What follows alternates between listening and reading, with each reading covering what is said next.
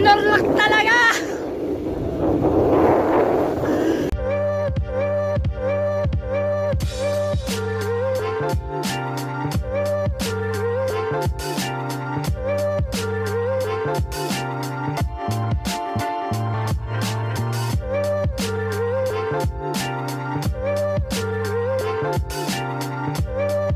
So ayan guys, nakalabas na kami ng Rojas Boulevard. Lakas ng hangin. Lakas ng hangin dito. Punta na kami ng MOA. Kahit umaambon, ay tuloy pa rin ang pagpadyak namin dahil hindi namin alintana at papunta na nga kami sa City of Dreams ng Parañaque. So ayan, patawid na kami. Papunta na kami sa may MOA. So dito kami tatawid. Ayan. So ang dami sasakyan sa Rojas Boulevard. Hi vlog! Nito pala kaluwag ang kalsada ng Rojas Boulevard at kailangan na rin namin tumawid dyan dahil umaambon talaga. At nakapasok na nga kami dito sa may City of Dreams sa may Parañaque at sobrang tuwang-tuwa kami kasi sobrang ganda pala ng City of Dreams. Kaya first time namin to mapasok.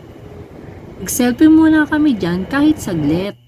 So ayan guys, nasa City of Dreams kami na malapit sa may Subo. So ayan sa City of Dreams. Okay. Sobrang gandang pagmasdan, gawa na rin ito sa mga LED lights. At nakatawid na nga kami dito dahil kailangan na namin dumaretso. At tumawid na nga dito si Marcus. Dinaan na lang sa biruan para mapawi yung aming Guys, pagod. hindi kami pinadaan sa may Soler, tsaka sa may bandang Okada, at nandun yun, sa madilim na bahagi na yun yung Soler at Okada. Ayaw kami padaanin ng guard, so dito kami, direct na kami kay MOA. Whew. Nagbago na yung ruta namin at napadaan kami sa tulay na ito. Sobrang ganda ng ilog, para ka na sa ibang bansa.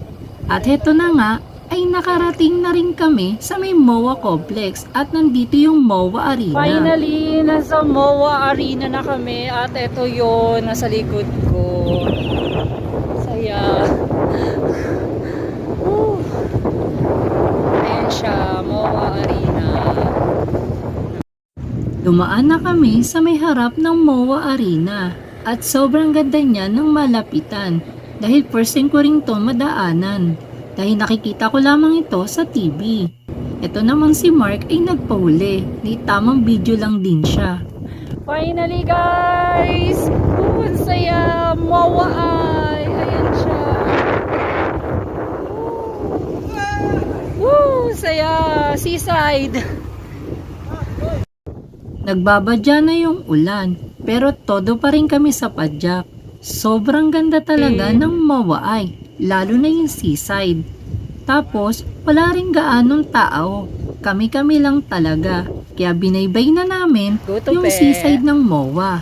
Sige Medyo hindi nga lang ganong kagandahan yung kalsada kasi bako-bako. Kaya nandito kami sa may bandang gilid sa gitna.